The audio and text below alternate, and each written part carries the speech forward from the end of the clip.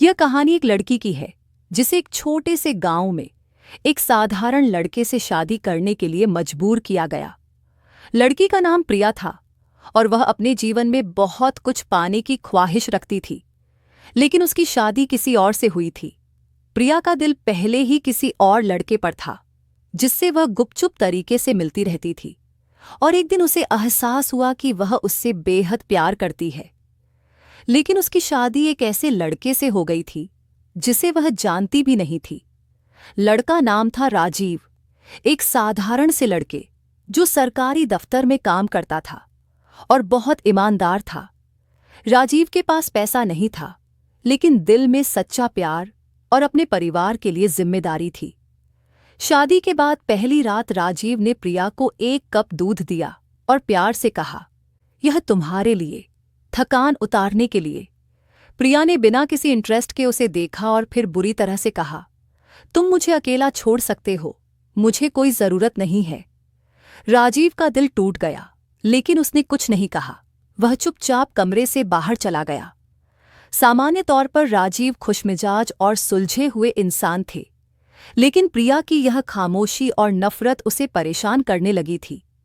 राजीव समझ नहीं पा रहा था कि उसकी पत्नी को क्या हो गया था। वह पूरे दिन ऑफिस में काम करता और रात को थका हुआ घर लौटता, लेकिन प्रिया का दिमाग हमेशा उसी लड़के यानी उसके बॉयफ्रेंड के पास रहता था, जो उसे उसके घर से बाहर लेकर भागने के लिए कहता था। राजीव अपनी पत्नी की बेरुखी को सहन करता और हर दिन घर का सारा काम करता।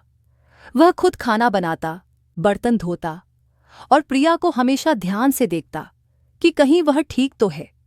लेकिन प्रिया उसे अपनी दुनिया में कभी शामिल नहीं करती थी।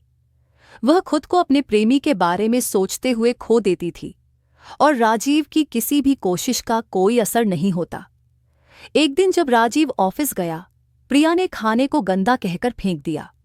वह दिन भर फोन पर अपने प्रेमी से बात करती रही और फिर राजीव जब घर लौटा तो वह गुस्से में था। वह प्रिया को समझाने की कोशिश करता है, लेकिन प्रिया उससे कहती है, तुम कुछ भी नहीं समझ सकते, तुम सिर्फ एक गंवार हो। राजीव ने गुस्से में आकर अपनी पत्नी पर हाथ उठा दिया।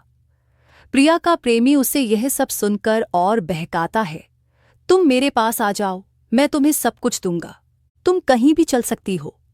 यह सुनकर प्रिया बिना किसी सोच के अपने प्रेमी से मिलने के लिए घर से निकल पड़ती है। घर पर राजीव परेशान और अकेला महसूस करता है, जबकि प्रिया खुशी खुशी स्कूटी लेकर अपने प्रेमी से मिलने जाती है। लेकिन उसके प्रेमी की शर्तें उसे चौंका देती हैं। तुम मेरे साथ भाग सकती हो, लेकिन तुम्हें पैसे लाने होंगे, वह कहता है। प्रिया ने अपने दहेज के सारे पैसे और गहनों का जिक्र किया, लेकिन प्रेमी को संतुष्ट करने के लिए उसे चोरी करने का मन बना लिया। वह वापस घर जाती है और राजीव की अलमारी में रखे पैसे चुराने की योजना बनाती है। वह अलमारी खोलती है, लेकिन उसमें पैसे नहीं, एक डायरी पाई। डायरी पढ़ते हुए उसे पता चलता है कि राजीव ने उसे क्यों अपनाया था। डायरी में लिखा था, प्रिया, तुमसे पहले भी मैं जानता था कि तुम किसी और से प्यार करती हो, लेकिन तुम्हारे पिता ने मुझे तुम्हारा ध्यान रखने को कहा। मैं जानता था कि तुम मुझसे प्यार नहीं करोगी, लेकिन फिर भी मैंने तुमसे शादी की, क्योंकि मैं तुम्हारे परिवार की इज्जत का ख्याल रखना चाहता था। मैं जानता था कि तुम मुझे कभी नहीं समझोगी, लेकिन मैं फिर भी तुमसे सच्चा प्यार करता हूं। यह पढ़कर प्रिया का दिल पूरी तरह से बदल जाता है। उसे एहसास होता है कि उसने जिस इंसान को नकारा था वही असली प्यार था। वह सोचने लगती है, क्या मैंने कभी राजीव को सही से समझा था? वह आंसुओं के साथ डायरी बंद करती है और उसे बताने का फैसला करती है कि उसने गलती की है। अगले दिन प्रिया राजीव के ऑफिस पहुंचती है और वह उसे बताती है, राजीव, मुझे तुमसे सच्चा प्यार हो गया है। सभी ऑफिस के लोग चौंक जाते हैं, लेकिन राजीव को सच्चे प्यार का एहसास होता है। प्रिया ने ऑफिस में सभी के सामने अपना प्यार स्वीकार किया और उसे गले से लगा लिया। अब प्रिया जान चुकी थी कि सच्चा प्यार किसी और से नहीं, बल्कि वही है जो किसी भी शर्त के बिना अपने परिवार की इज्जत रखता है। राजीव ने उसे कभी नहीं छोड़ा, जबकि उसका प्रेमी सिर्फ पैसे का मोहताज था। फिर एक दिन प्रिया ने राजीव से कहा, अब हम दोनों लंबी छुट्टी पर जाएंगे। राजीव हैरान था, लेकिन उसने अपनी पत्नी को गले लगा लिया और कहा, मैं तुमसे हमेशा सच्चा प्यार करता हूं और हमेशा करूंगा।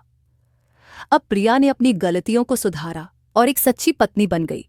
वह हमेशा खुश रहने लगी और राजीव ने उसे वो सब कुछ दिया जो उसने कभी चाहा था, सच्चा प्यार, विश्वास और परिवार। अगर आपको ये कहानी पसंद आई तो कमेंट करके अपनी राह जरूर बताएं और ऐसी ही कहानियों के लिए हमारे चैनल को सब्सक्राइब करें। धन्यवाद।